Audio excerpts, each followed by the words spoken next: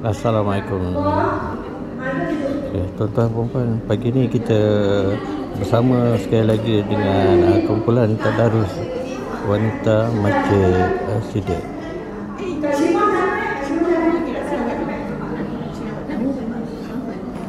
Pagi ni kita buat persediaan sementara menunggu kehadiran Ustazah sebagai perasmi pada pagi ini. Inilah persiapan melakukan kumpulan tadarus pada pagi ini ya.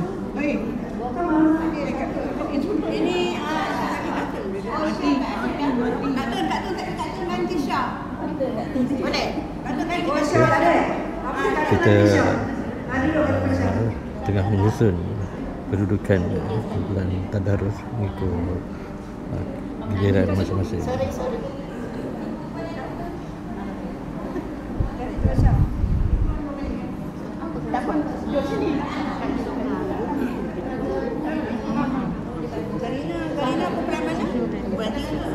Pelbagai cenderia hati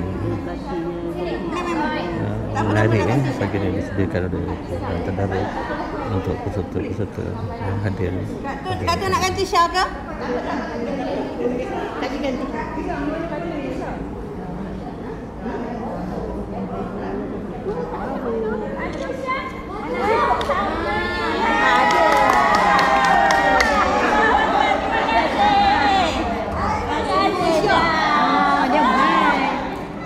Katakan tak sihat. Ada.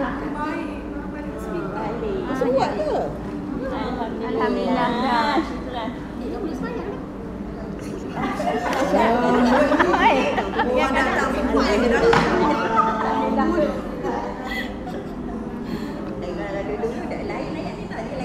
Soalan cepu mas.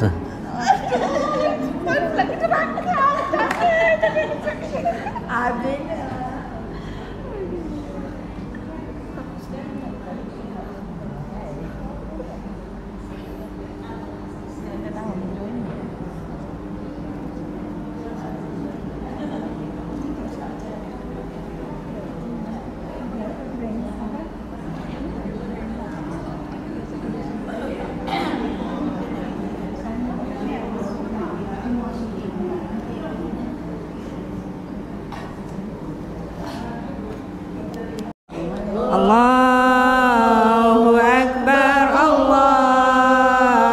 Akbar, Allahu Akbar. La ilaha illallah, wallahu akbar. Allahu Akbar walillahil hamd. Allahu Akbar, Allahu Akbar, Allahu Akbar. La ilaha illallah, wallahu akbar. Allahu Akbar walillahil hamd. Assalamualaikum. Kami dari kumpulan tadarus Masjid Al-Siddiq mengucapkan selamat hari raya, maaf zahir batin kepada semua muslimin dan muslimat. Assalamualaikum. Assalamualaikum. Kami muslimat daripada kumpulan tadarus Masjid Al-Siddiq mengucapkan selamat hari raya, maaf zahir dan batin kepada semua muslimin dan muslimat. Selamat hari raya, maaf zahir dan batin.